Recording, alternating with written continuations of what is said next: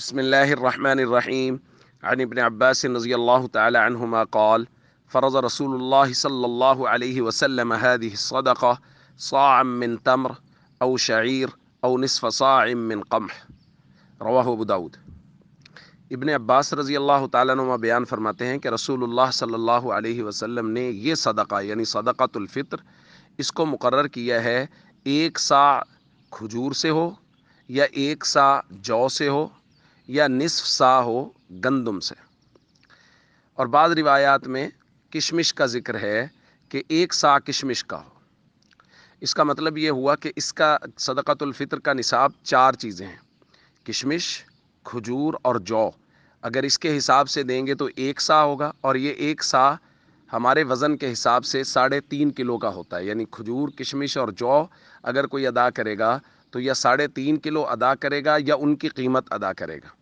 اور اگر گندم کے حساب سے ہو تو وہ نصف سا ہے، یہ نصف سا 1.25 کلو بنتا ہے، لیکن احتیاطاً 2 کلو کہا جاتا ہے کہ 2 کلو گندم یا اس کی قیمت ادا کر دی جائے۔ سیدنا علی رضی اللہ تعالیٰ عنہ سے ایک بات منقول ہے، انہوں نے فرمایا قد اوسع اللہ علیکم، اب اللہ نے تم پہ وسعت کر دی ہے، فلو جعلتموہ صاعا من کل شیء، اب اگر تم ہر چیز کا ایک سا ادا کر دو، یعنی اگر گندم سے بھی صدقۃ الفطر ادا کرنا ہے تو ایک سا ہی ادا کر دو، یعنی گندم کا بھی 3.5 کلو کا حساب لگا لو تو یہ زیادہ بہتر رہے گا۔ لہٰذا مالدار لوگوں کو یہ چاہیے کہ وہ صدقۃ الفطر یا تو کشمش، کھجور اور جو کے حساب سے ادا کریں، یعنی زیادہ صدقۃ الفطر ادا کریں، اور اگر گندم کے حساب سے ادا کرنا ہے تو گنجائش تو ہے کہ اس کا نصف سا یعنی 2 کلو گندم احتیاطاً اس کا حساب ادا کر دیں، لیکن اگر 3.5 کلو کا ادا کر دیں تو یہ زیادہ بہتر ہے۔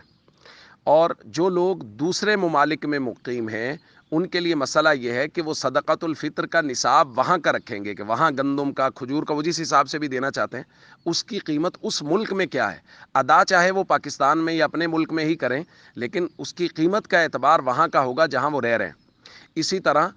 وہ آدمی جو بیرون ملک رہ رہا ہے اس کے جو نابالغ بچے اور بچیاں ہیں ان کا صدقۃ الفطر بھی وہیں کے حساب سے ادا ہوگا۔ مثال کے طور پہ کوئی آدمی سعودی عرب میں رہ رہا ہے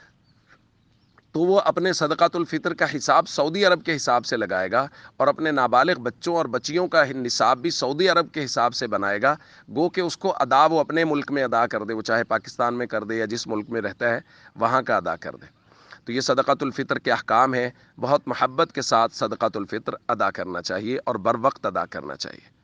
السلام علیکم ورحمۃ اللہ وبرکاتہ۔